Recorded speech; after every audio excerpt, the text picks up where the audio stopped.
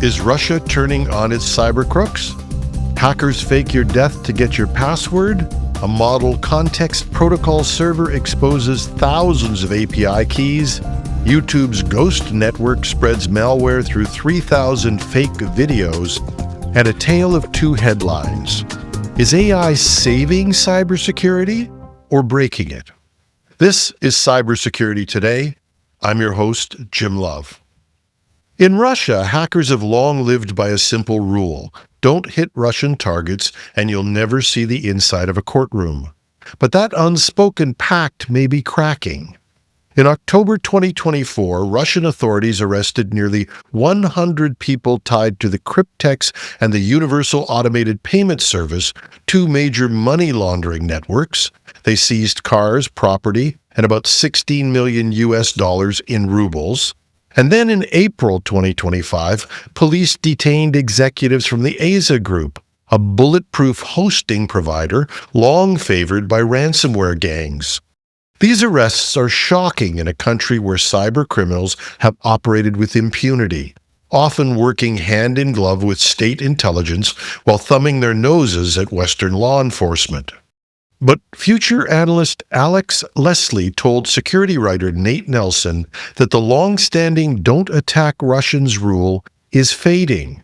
He says that Moscow is acquiescing a little bit to the West. The shift follows Operation Endgame, a massive joint operation by U.S. and European agencies that has dismantled ransomware servers and arrested key facilitators around the world. For Russia, that campaign raised the diplomatic cost of offering hackers safe harbor. And analysts say that the Kremlin's new enforcement is as much about saving face as fighting crime, signaling to Western governments that it can police its own while reminding domestic hackers who really holds the power. It's diplomacy on the surface, discipline underneath, or as Nate Nelson put it, sacrificing some pawns to save its queens. And there's another theory.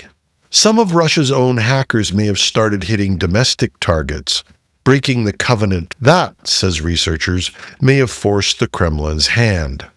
For now, Russia's cybersecurity underground is nervous, but still alive. As one analyst put it, this isn't the end of Russian hacking, it's just a reminder of who's really in charge. Now, for anybody who ever said these hackers are going to be the death of me, you might be half right. There's a new phishing scam targeting LastPass users with an email claiming they've died. The message, spoofing the LastPass domain, comes with a subject line, "Legacy request opened, urgent if you are not deceased."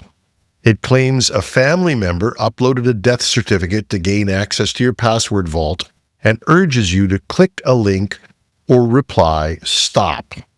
That link leads to an attacker-controlled website that asks for your master password, and in some cases, the scammers even follow up with a phone call pretending to be from LastPass support. Google's threat intelligence team has linked the campaign to Crypto Chameleon, also known as UNC 5356, a cybercriminal group that's previously targeted cryptocurrency exchanges. The goal this time? Steal credentials and drain crypto wallets. LastPass warns users it never asks for a master password and urges anyone who's received one of these emails to forward it to abuse@lastpass.com.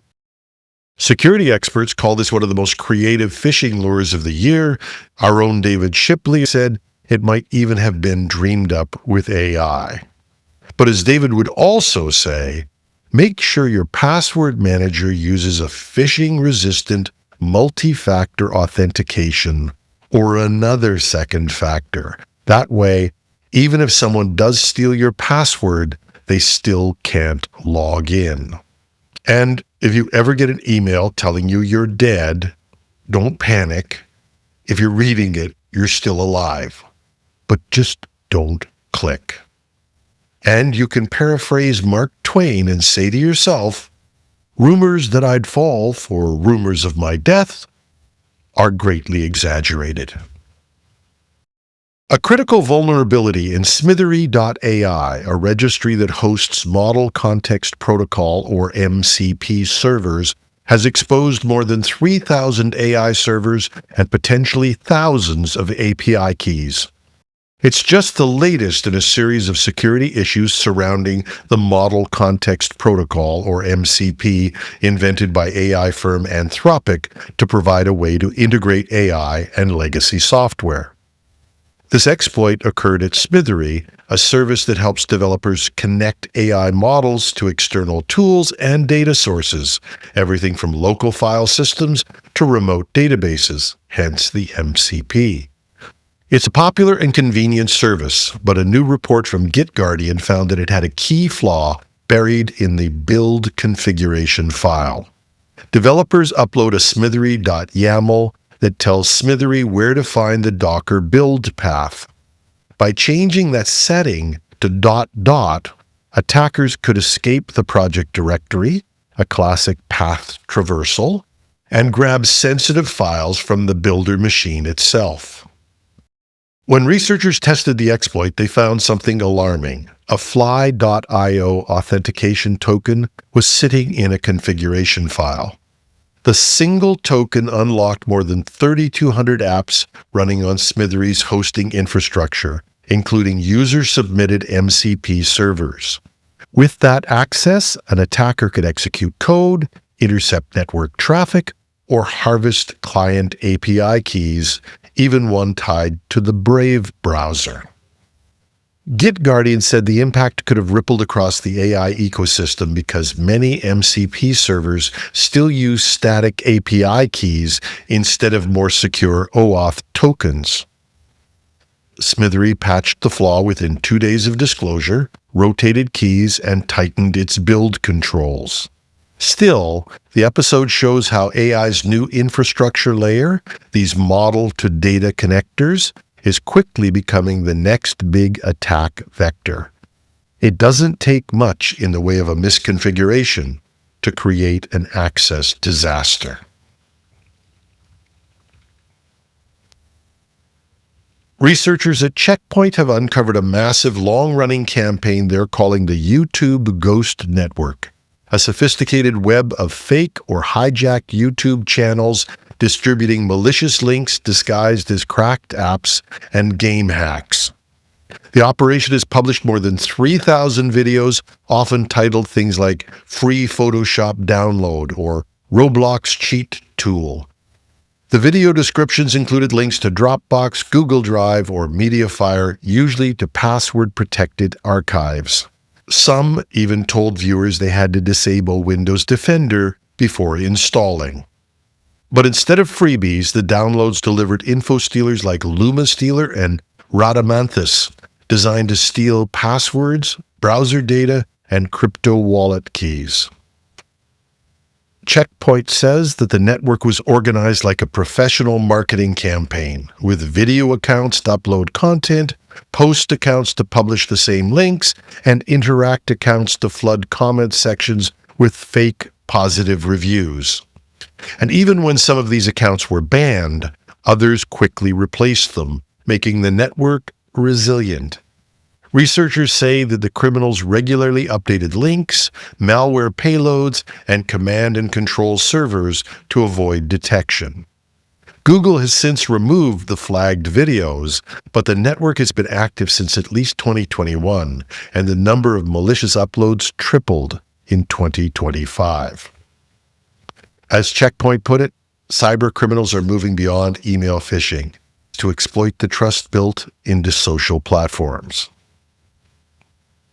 Here's a tale of two headlines that say everything about where AI stands in cybersecurity right now.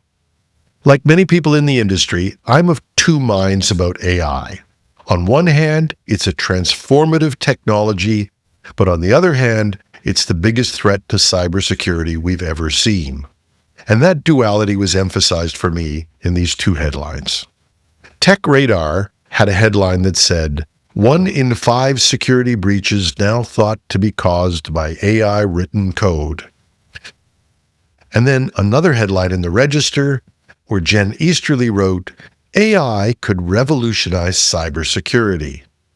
And this second one really got my attention because if you read the register, it's not what I'd describe as an AI cheerleader. They have a reputation for at least straight talk, sometimes just plain cranky talk. And I love them for it.